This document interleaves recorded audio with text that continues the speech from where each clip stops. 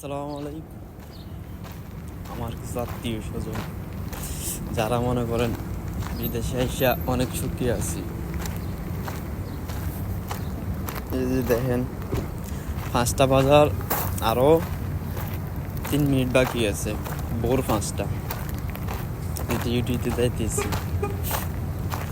এই সকালবেলা ঘুমের থেকে ওঠা যা একটা কষ্ট, একেরা বুঝবো। আমরা তো মনে করেন বিদেশে আইছি, সুখী আছি এ আর কি।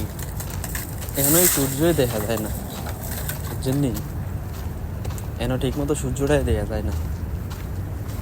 আর ডিউটিতে যাইতেছি, আর বরাবর টাইমে যদি না যায় মাস শেষে বেতনটা দিব আমার বইরে, বুঝছেন?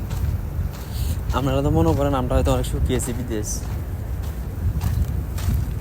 ওই বিকেলবেলা একটু দেখা যায় কি ডিউটি শেষ করে বাইরের দিকে যাই, কয়েকটা ছবি তুললে ফেসবুকে ছাড়িনি, মনে করেন অনেক সুখী আছি।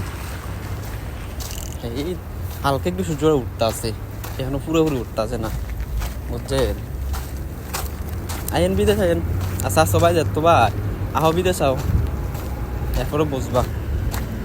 আহ সকাল সকাল করে চললে